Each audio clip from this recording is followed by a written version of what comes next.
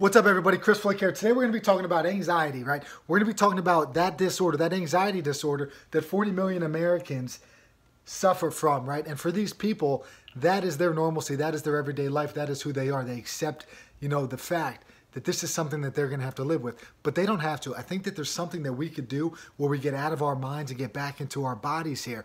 And if we're able to do that, right? If we're able to use a few little tools here, a few tricks of the trade, it might get our life out of that vicious cycle of panic and anxiety and back on feeling a little bit more relaxed and enjoying the wonders that this life has to give us. Now, two things here. We have exercise and we have breathing, okay? Now, exercise. Regular exercise works as well as medication to reduce symptoms of anxiety and depression. This is coming from the Anxiety and Depression Association of America. It also says studies indicate one vigorous exercise session can help alleviate symptoms for hours. That's great. But let's say you don't want to do vigorous exercise. That's also fine. Regular exercise can reduce the likelihood of those symptoms from returning. Cool. One vigorous session, or you could do regular exercise. A 10 to 20 minute walk has shown to show similar improvements than the vigorous exercise, than the regular exercise. So each morning what I've been doing is I've been reading, and then I've been going right outside our back door and walking around our yard. Our neighbors probably think I'm a maniac, but I'm like, hey, you know what? I'm going to give this thing a chance. I'm going to give myself 10 to 20 minutes each morning to just walk in circles in my yard, right? Regular daily movement outside in nature. Let's see how it goes. So far, so good. I'm feeling pretty good. Now, that's one side of the equation, right? Exercise. But let's say we're not ready to take that step. There's something that we could do right here, right now, in this moment, that we could all do together. And that is to breathe, right? When we breathe, we shift our focus away from the thoughts in our mind. I cannot tell myself, hey, Chris, stop being anxious. Hey, Chris, stop being depressed, right? I can't say that and then consciously go and do that, right? But there's something that we could do, that we could slow down the system. We could shift our focus from those terrible thoughts that we have running through our heads into our own breath work, right? And what we could do is something that has been around for hundreds of years, something that, tactical shooters use to calm their body down, something that anxious people, depressed people have been told to do and have gotten positive benefits. And that is something called the box breathing method, right? You breathe in for 4 seconds. Hold for 4 seconds. Exhale for 4.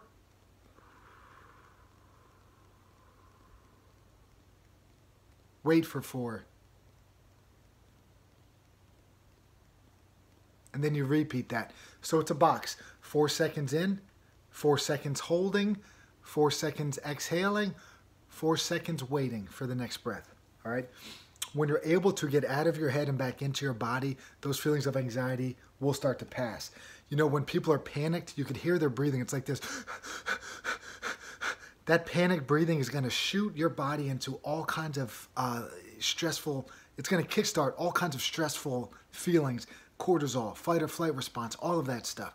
So when we're feeling out of breath, when we're feeling our chest being tight, when we're feeling like we have nowhere to go, let's shift our focus from those feelings and get right back into our breath. I remember a couple years ago, this kid started freaking out that I was coaching. Man, he got hit in the throat and started freaking out because he couldn't breathe.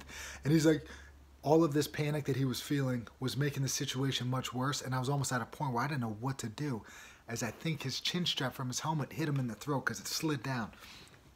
What did we do? I had no idea what to do at that moment in time other than to just try to tell him to slow his breathing down, and it came back to normal. When you're out exercising and you feel yourself short of wind, focus on that breath. Focus on those exhales. It's going to help cool your heart rate down. It's going to help bring your blood pressure down. And when you do that, you're going to be able to feel more relaxed, okay? Now, another trick, right, is this. Single nostril breathing, right? In on one. Breathe out the other, right? So you could alternate how you do that. Single nostril breathing seems to have the same effect. Another thing here that I found was pretty cool is that the optimal breath will get 5.5 liters of air per minute, optimal breath work. And if you take 5.5 seconds to breathe in and 5.5 seconds to breathe out, that'll give you 5.5 breaths in a minute. So that 5.5 message, that shows up in James Nestor's book.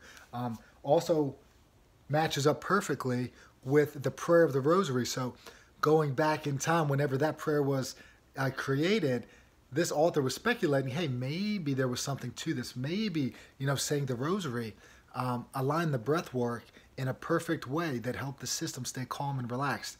Interesting speculation. Is there any truth to it? I don't know. But if you could practice this breathwork stuff twice a day, you're going to be feeling much better. You're going to be feeling less anxious and hopefully feeling a little bit less depressed. Now, always try to tie in things for the children, right? Kids are feeling more anxious. They're feeling more depressed right now.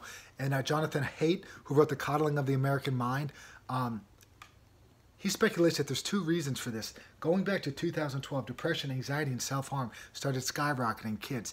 And in his mind, there's two reasons for this. Number one is that there's a loss of childhood play due to things like fear of injury or fear, much more severe, like fear of abduction, So kids are not playing outside unsupervised as much as they used to. The second part, too early entry into social media, right? So as parents, we could regulate the social media aspect of things, right? We could keep them off of that. We could keep their screen time to 2 hours or less, right? Because we know through evidence here that if it's over 2 hours, for every hour increase over 2 hours, the likelihood of depression is going to exponentially increase as well. All right, 2 hours or less. Keep them off social media, right?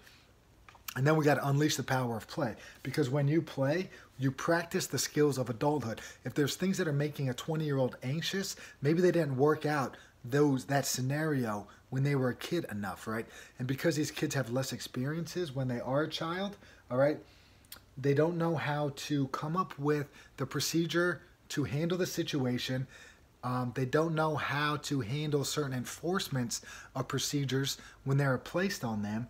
They don't know how to be flexible in certain situations, and they don't know how to accept defeat or challenges, right? Because these things weren't worked out. And when we limit play, we lose basic adult competence, okay? So we have to almost redo childhood. Let's give them some less unsupervised time. Let's give them a few more life experiences.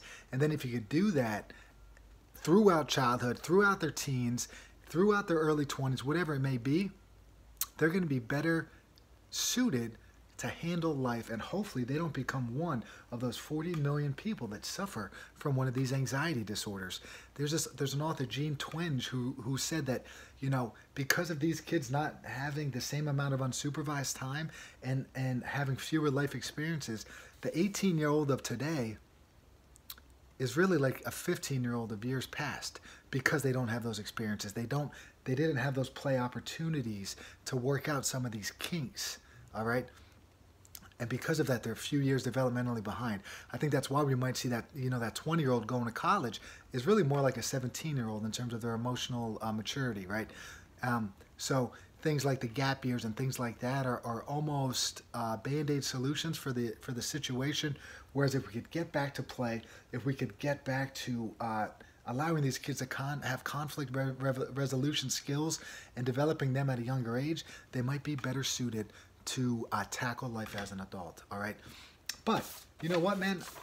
Even with all this being said, I can read all this stuff. I still suffer from periods of anxiety. You still have moments of depression, right? And, I still need to be reminded that, hey, slow it down. Take those walks every morning.